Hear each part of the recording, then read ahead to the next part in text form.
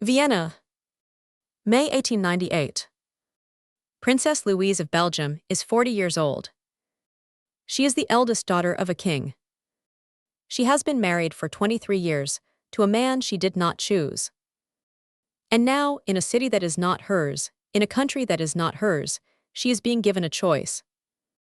Return to her husband, or enter a nursing home on the outskirts of Vienna to rest.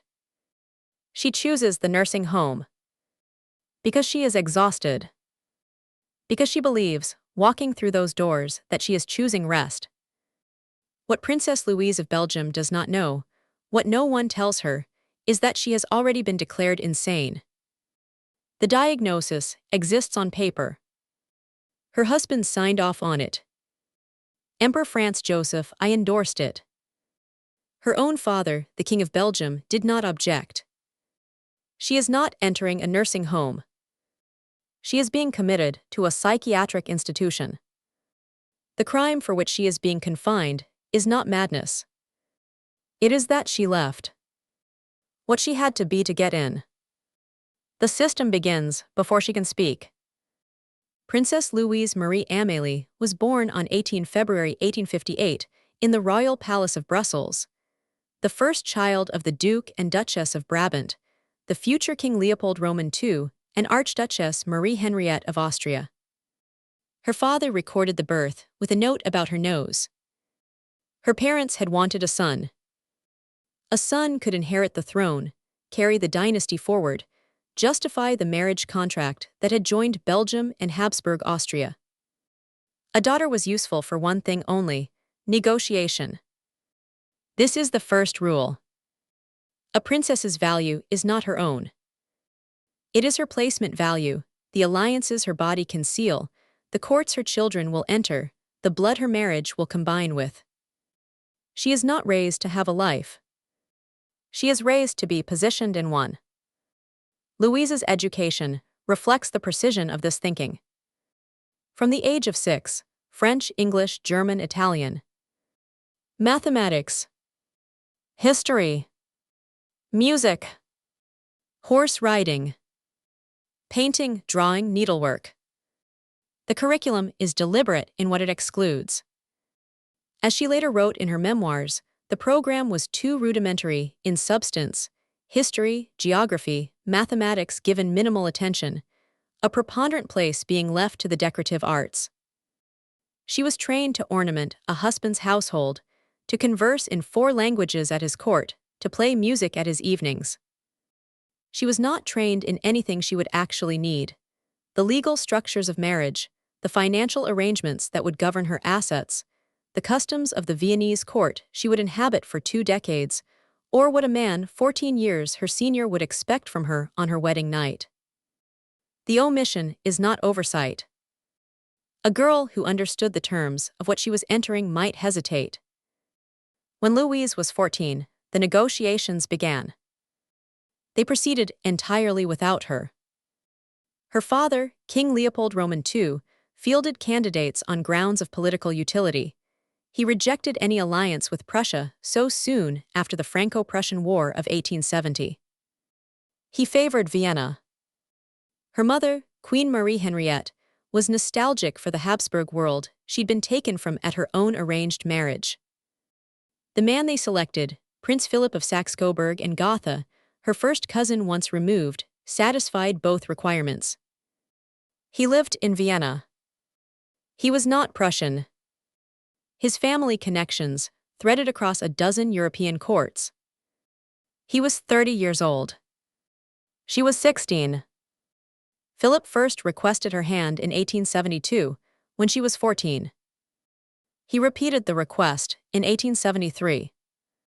Because Louise was not yet of marriageable age, the engagement was announced in March 1874 and the wedding set for the following February. Because the couple were closely related, a papal dispensation was required. Because King Leopold II wished to spend as little as possible, financial negotiations were conducted. Louise was informed of none of it until the outcome was fixed. She looked forward to the marriage. She wrote later that during Philip's visits to Brussels, She had exchanged only insignificant pleasantries with him, yet had the impression of knowing him well. She was 17 years old.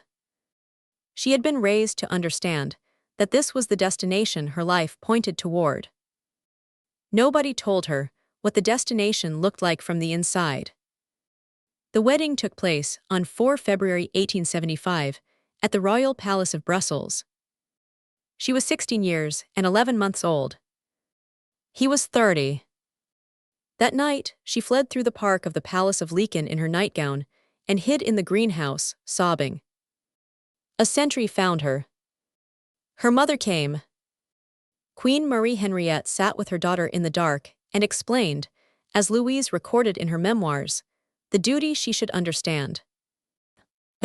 Nobody had asked whether Louise understood the duty before she signed anything. That is how entry worked. You were placed.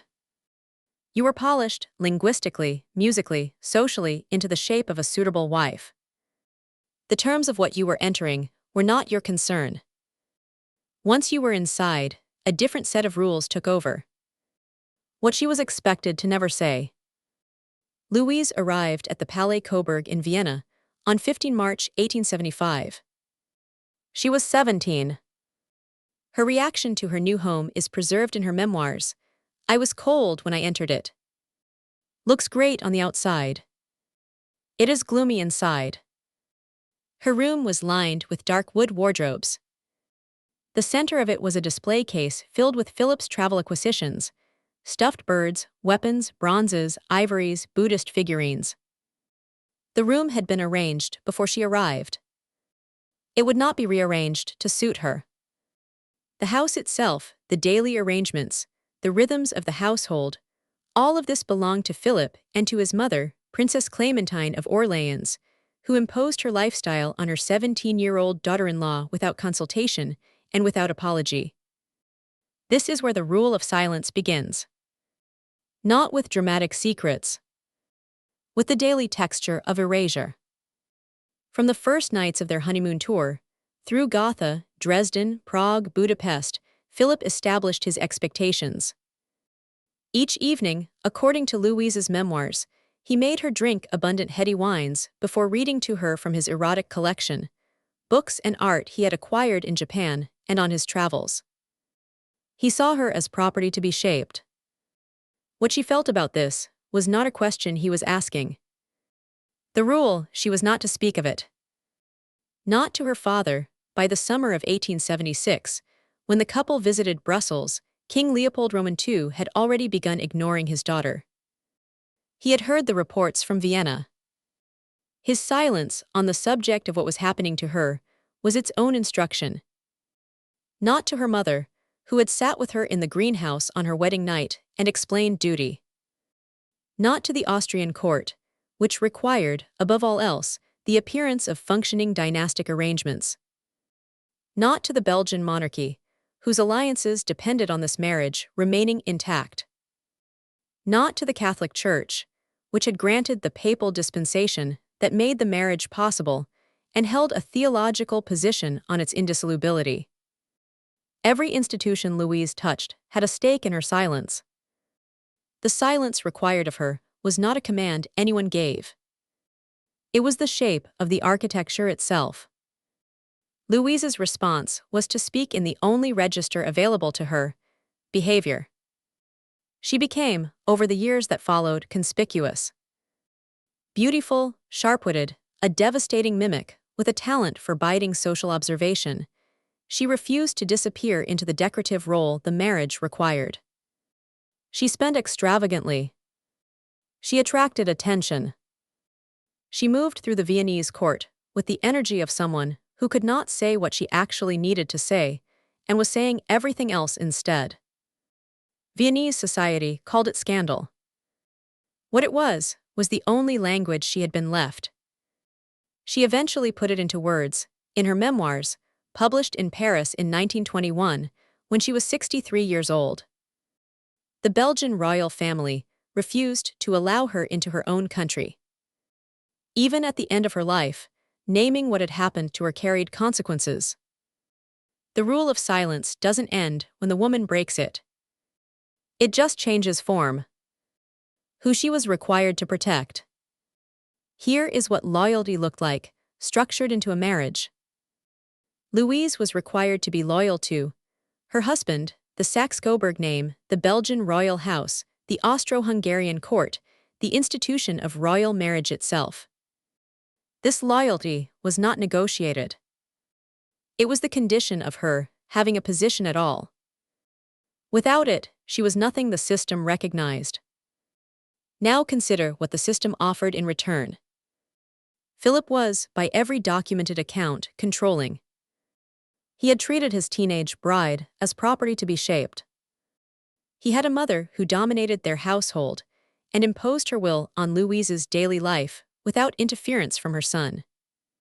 He had placed, across the years of their marriage, multiple aides-de-camp and military attachés in close proximity to Louise, men she would go on to have affairs with, in a domestic arrangement that made such proximity structurally inevitable.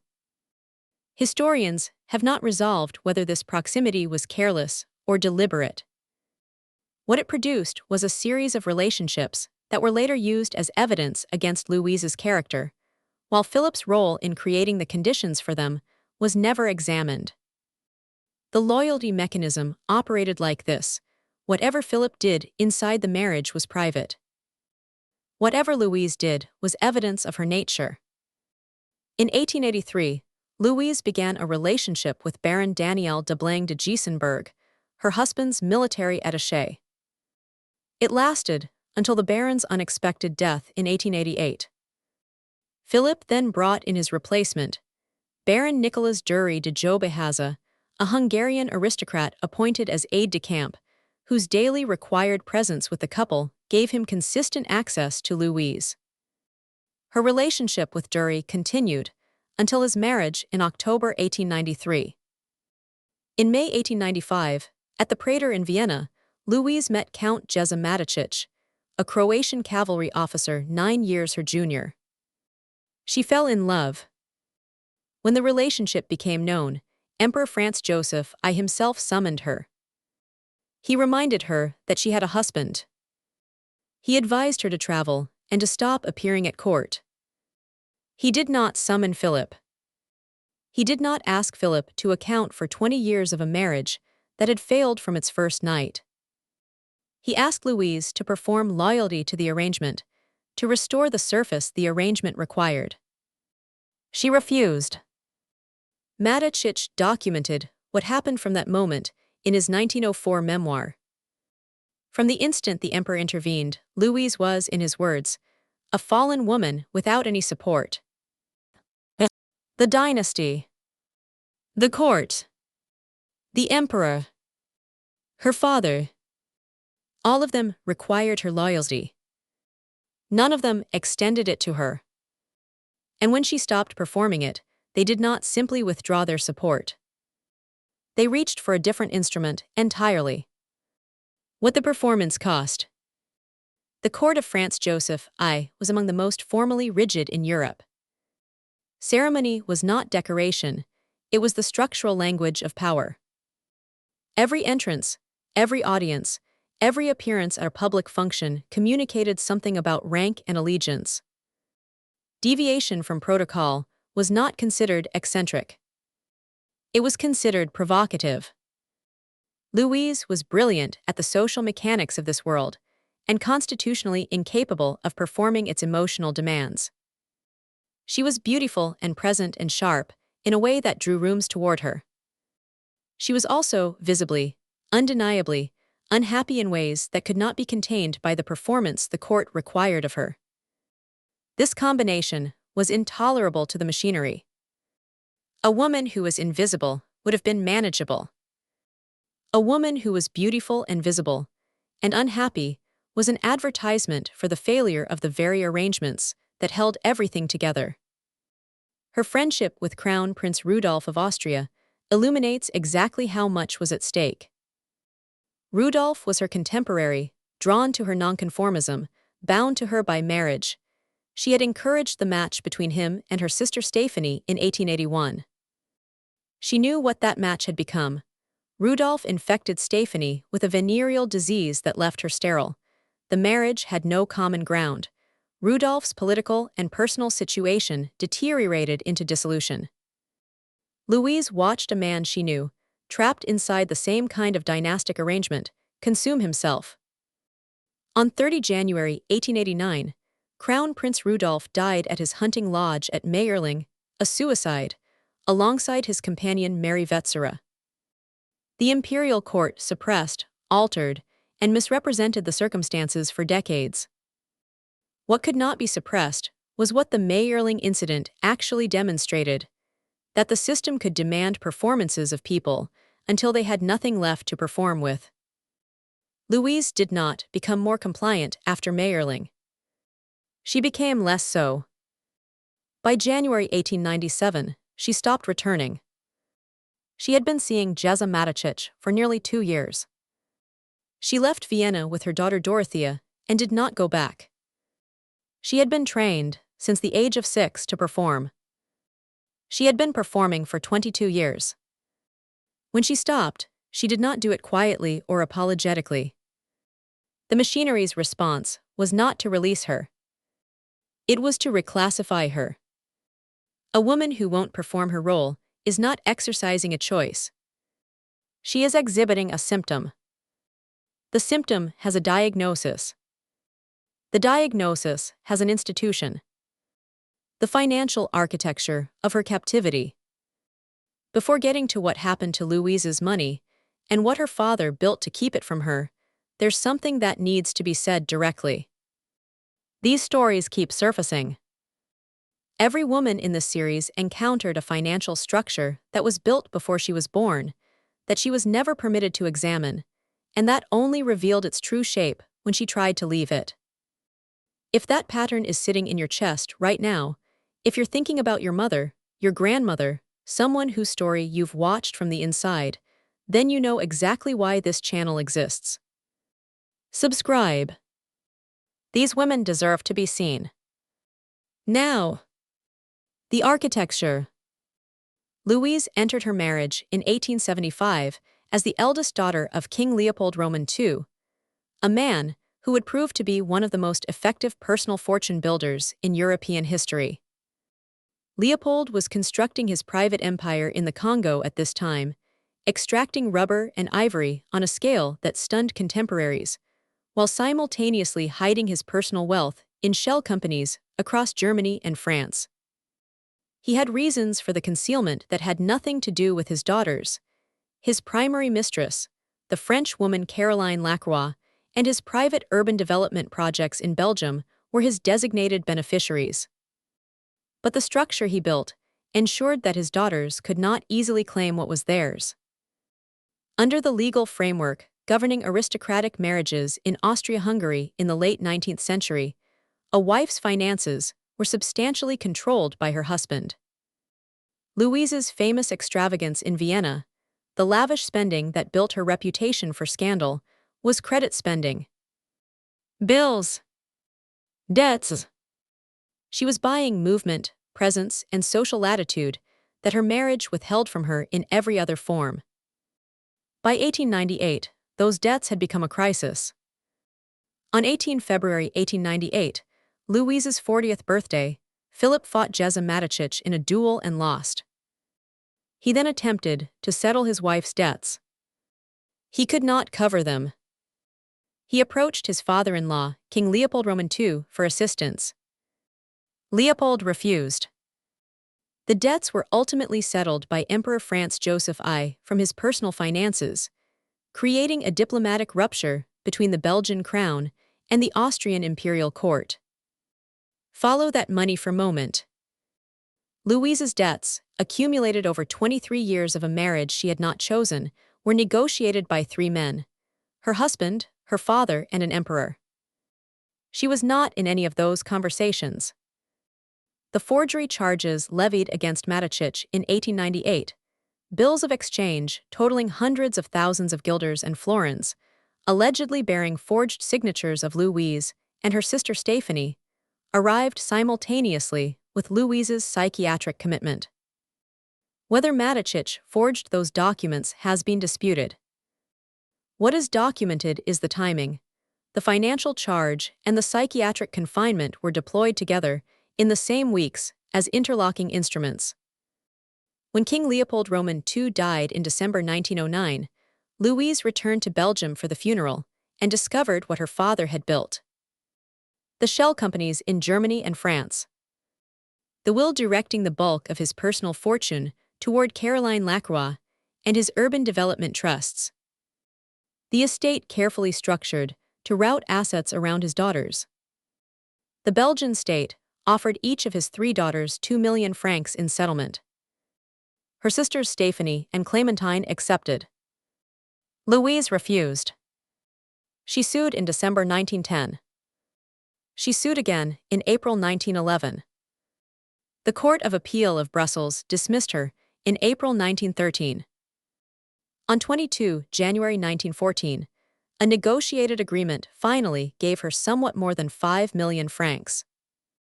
She had spent 4 years fighting for it. By 1914, her debts exceeded it. The financial architecture of Louise's life, engineered by her father, administered by her husband, adjudicated by courts that consistently found in favor of the institutions she was fighting. She spent the last decade of her life in debt that preceded her, in a legal structure she had never been shown, fighting for money that had been routed away from her before she knew it existed. What the children knew. The historical record is honest about Louise as a mother, and honesty here requires acknowledging both what the marriage produced and what it destroyed. She bore 2 children with Philipp, Leopold Clement, born 19 July 1878, and Dorothea, born 30 April 1881. She suffered 2 miscarriages in 1886 and 1888. She was hostile to her husband, and that hostility permeated the household. By documented accounts, she was not engaged in her role as a mother. From 1887, the children were raised separately and removed from the immediate terrain of the marital conflict, Leopold by a tutor, Dorothea by a governess. In Louise's world, this distinction, a woman who failed as a wife versus a woman who failed as a mother, carried fundamentally different weight. A failed wife could be managed, separated from divorced. A failed mother had violated something the era considered closer to nature than law. Maternal devotion was not regarded as a personal choice in 1890s aristocratic Europe. It was considered biological evidence of a woman's moral worth. When Louise left Vienna in January 1897, she took Dorothea with her. She traveled with her daughter, first to Paris, then to Cannes, then across the south of France and the continent. Philipp moved to end that immediately.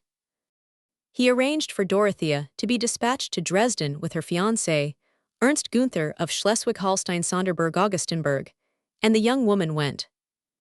In 1898, while Louise sat in the Derbling psychiatric institution, her daughter Dorothea married, without her mother present, without communication from her mother possible. Leopold Clement had already made his position clear. He sided with his father. He felt that his mother's conduct had cost him his inheritance prospects. He refused all contact. In 1898, the same year Louise was committed, she lost parental authority over both children through legal proceedings. The divorce of 1906 confirmed the arrangement.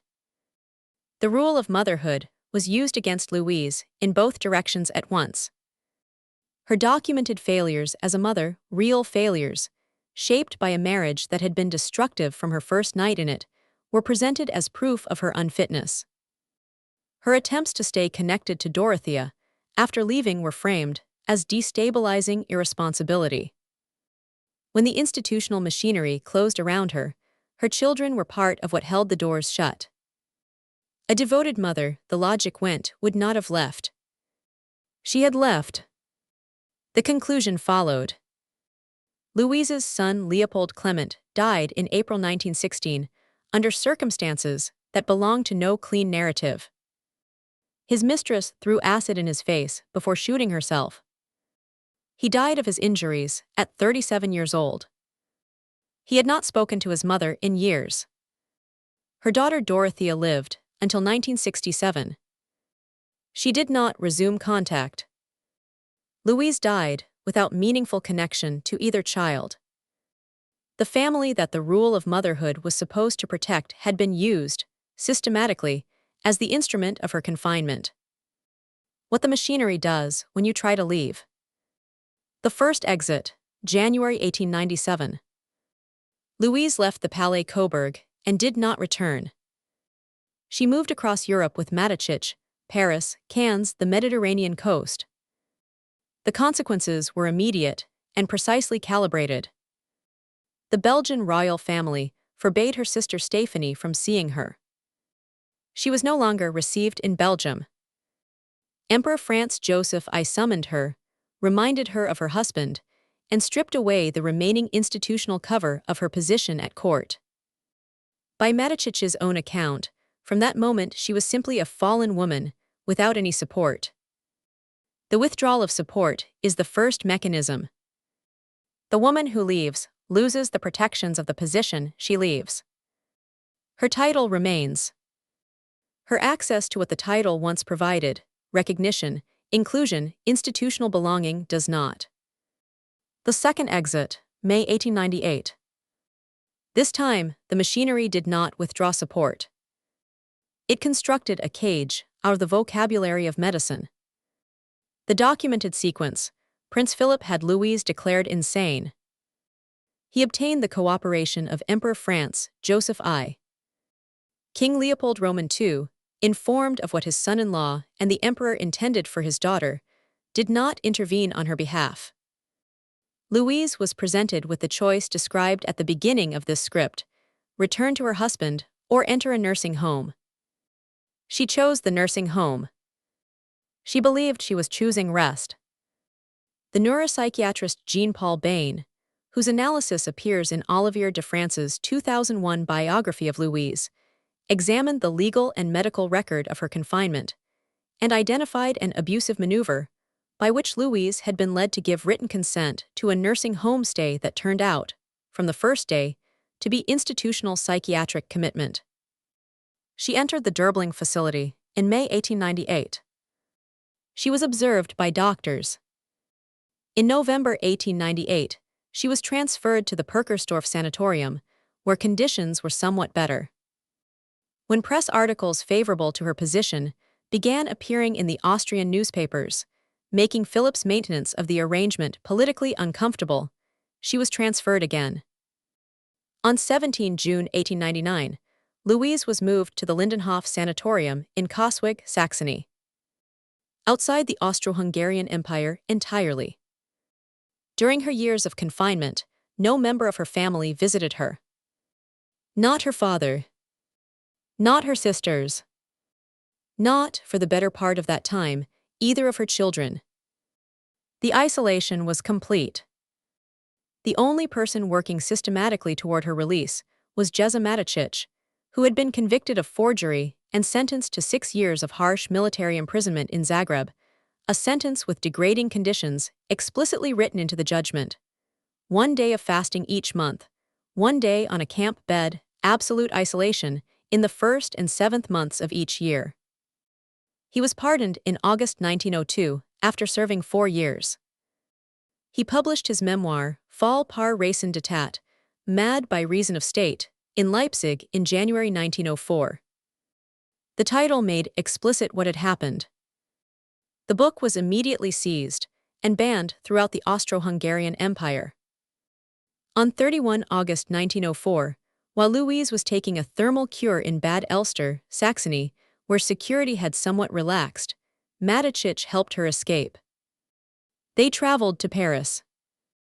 In 1905, Louise submitted to a medical examination conducted by French judicial authorities.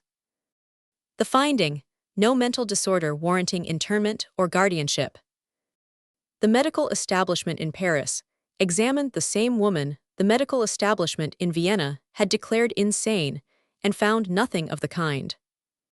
The conclusion is not that one group of doctors was competent and the other was not. The conclusion, as Bain's analysis makes clear, is that the original diagnosis was not primarily medical. Philip needed Louise contained. The emperor needed the arrangement stabilized. Leopold II needed the spectacle managed. Medicine provided the form. The need for confinement provided the content. The diagnosis followed from the requirement, not from the examination. The one rule that made survival impossible. The divorce was finalized on 15 January 1906, in Gotha. Philip offered Louise a monthly pension of 7,000 Austro-Hungarian krones. She accepted. She was free, in the narrow technical sense, for the first time since she was 16 years old. What she was free into: statelessness, debt, and a Europe that had been watching her disintegration for nearly a decade. She and Matichich traveled across the continent, moving ahead of creditors. Her wardrobe was auctioned in Vienna in 1907. Her jewelry followed. Her inheritance from Leopold II estate, finally settled in January 1914 after 4 years of litigation, was absorbed by the debts that preceded it. And then, in the summer of 1914, the war came. Louise was in Vienna when it began. The Austrian court, the court that had committed her, transferred her, and eventually released her, classified her as an enemy subject and ordered her to leave the territory immediately. The police president delivered the notification in person. She attempted to reach Belgium. The German army had blocked the roads. She spent the war years largely in Munich, unable to go home to a country that was itself under occupation. In April 1916, her son Leopold Clement died from wounds inflicted by his mistress. He was 37. He had not spoken to his mother in years. In August 1916, Jeza Matichich was arrested by the Austrian government, suspected, as a Croatian subject, of conspiring against the empire. He was sent to an internment camp near Budapest. Louise sold what jewelry remained. By 1917, her debt stood at 30 million marks. She was declared insolvent. The auction of her remaining possessions was conducted without her attendance. She moved to a small room. She survived through intermittent help from her daughter Dorothea and from her sister Stephanie, who had become her ally during the inheritance litigation. She was expelled from Budapest in 1919 when the Hungarian Soviet Republic under Bela Kun ordered her out. She returned to Vienna. After the armistice, the Belgian state classified her as an enemy subject, too entangled with Austro-Hungarian legal and domestic structures to be cleanly Belgian, and she was barred from entering her own country. The woman who had been born in the royal palace of Brussels could not attend her own father's funeral without constraint. She could not be present in Belgium without offending post-war public sentiment. She was the daughter of a king, bearing a title that included the word Belgium, denied entry to Belgium. Jeza Matichich died on 1 October 1923 in the modest Paris hotel room they shared. He died of uremia, complicated by cardiac disease. He was 55 years old. He had spent years in military prison for her. He had written a memoir that was immediately banned. He had smuggled her out of a sanatorium in Saxony. He had traveled with her across Europe for nearly 30 years, through debt and war and displacement and poverty. Louise survived him by 5 months. When the Belgian consul in Paris arranged for her to move to Wiesbaden because she could no longer afford Paris, she went. She moved into the Hotel Nassauer Hof with a lady-in-waiting and a maid. On 1 March 1924, a friend named Julius Fritz came to visit and found her dying. He left to find a priest. When he returned, she was gone. She was 66 years old. She died in a hotel room in a country that was not hers, arranged by a consulate, because no institution that bore any responsibility for her life was willing to absorb the cost of it. 3 days later, After a ceremony the sources describe as very sober, she was buried in the South Cemetery of Wiesbaden. The Belgian royal family sent Baron August Goffinet in their place. They observed 1 month of mourning. Avenue Louise in Brussels, wide, fashionable, named for her, still exists. A street sign. A surface. The ornament without the woman. Now here is what the system produced. A girl of 16, raised to be placed into a contract she had not read, in a household she did not control, in a country she had not chosen, with a man she barely knew. 23 years of performing a marriage for 3 royal houses, while the marriage itself was failing from its foundation. Money she could not access spent on the only freedom available to her, credit, movement, presence, and then used as evidence of her disorder. A psychiatric confinement of 6 years, accomplished through a consent she gave without understanding what she was consenting to, secured by the cooperation of her husband, an emperor, and her own father, who could have stopped it and did not. A liberation that required her lover to survive military prison, write a memoir banned by an empire, and physically extract her from a sanatorium while she took the waters. A divorce that gave her freedom and nothing to be free with. Litigation that consumed 4 years and produced a settlement her existing debts erased. A war that turned the country she'd been confined in into the country that classified her as an enemy. A homeland that classified her the same way. A son who died estranged from her. A daughter who never came back. This is the rule that broke Princess Louise of Belgium, the rule that made every other rule function as a system. It was not the rule of silence, or loyalty, or appearance, or money, or motherhood, or exit. It was the rule that ran beneath all of them. A woman who refuses to perform her placement is not a woman with a grievance. She is a woman with a malfunction. And a malfunction can be reclassified, relocated, and contained until she no longer has the resources, the allies, or the years to keep refusing. Louise refused for 50 years. She fled a greenhouse on her wedding night. She outlasted 2 institutions that tried to hold her. She sued a king, her own father, and partially won. She wrote her memoirs at 63 in a Paris hotel room and watched every throne she had been required to serve collapse around her. She understood, better than almost anyone, what those thrones had been made of. She was not destroyed by weakness. She was worn down by a machinery that had infinite patience and institutional resources, and she had neither. The system called what she did madness. She called it around the thrones that I saw fall. She saw them clearly. She named them precisely. Now so do you.